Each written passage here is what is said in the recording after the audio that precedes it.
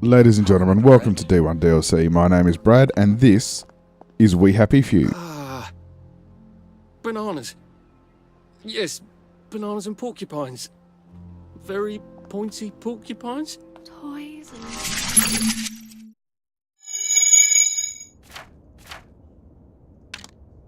We Happy Few, being developed by Compulsion Games, made a huge splash at E3 this year with a pretty fantastic trailer. Now, unfortunately, as a result of that trailer, a lot of people have got a fairly high misconception of what this game actually is. It's just come out in early access, so we've had the opportunity to get some real hands-on and establish exactly what kind of game this is and where it's sitting at the moment. Now, it is so important. This is an early access game. It's not finished, so we can't judge it as a finished product, and we're certainly not going to be giving it a rating or a review at this stage. Before we talk about anything else, you need to understand that We Happy Few is a survival game.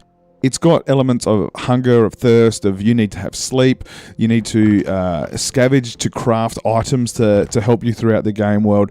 It's got very much like a H1Z1 type vibe in that respect, except instead of zombies, we've got crazy loonies and coppers and all this kind of stuff flying around. Charlie Croker's been wounded. He needs a first aid kit. Can you get one? It's also got very much a Fallout feel to it as well, with quests and obviously it's not a multiplayer game, it's a narrative-driven game to some extent. Now, in the early access, much of the story has been taken out, which I think may be putting some people off at this stage because the world is so interesting and was certainly one of the biggest drawcards of the E3 trailer. The game's based in England in a 1960s alternate history in a town called Wellington Wells, where the population are taking a drug called Joy, which helps them repress bad memories and does exactly that, makes them happy, see things in a new light. Your character Arthur decides to stop taking this drug, sees the world for what it really is, and decides it's time to get out of Dodge. Come on, hit it! Hit it! Hit it! Give it a whack. Hit it!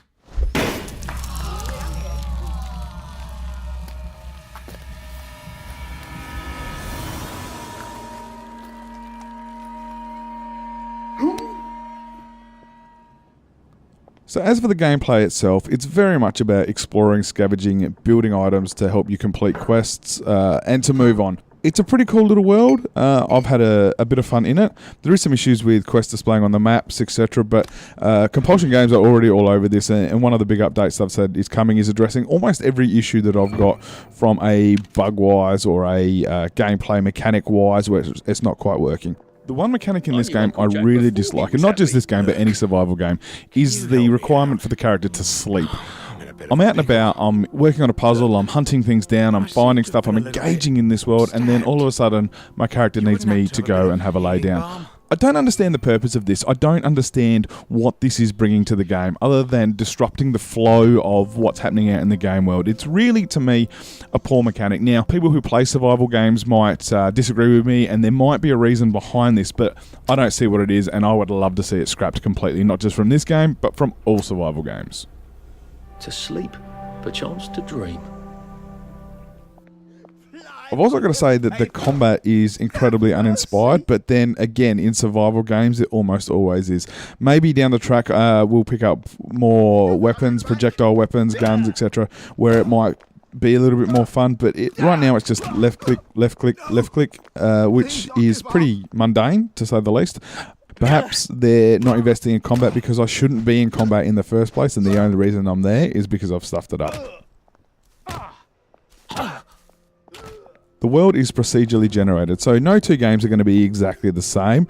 Now, whether that means that we'll get different quests, different side quests from playthrough to playthrough, or whether it's just going to be a moving location, not 100% sure. But the other aspect is that by default, permadeath is on. So if you manage to get yourself killed, that's it, you're done. And I think it's really cool that it's on by default. I do think it's important that that is made very clear to the player, because the last thing you want to do is be 8 hours into this game before you realise that you had permadeath turned on, die, and you have to start again. While perhaps a lot less structured than people thought, the world is dark and gritty, and the voice acting is fantastic, particularly by the main character that we're playing in early access, but there's also a fantastic dark humour that permeates throughout the entire game, from the citizens' crazy little sayings to Arthur's reactions to some situations that he finds himself in. It's Mrs. Stokes. Can I just borrow this?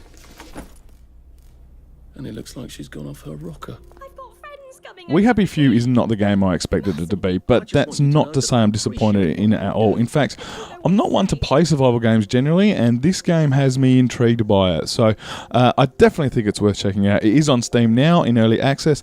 $30 US is the price you'll be paying for it. Otherwise, we'll be reviewing the full game when it comes out. I'm late for a very important date.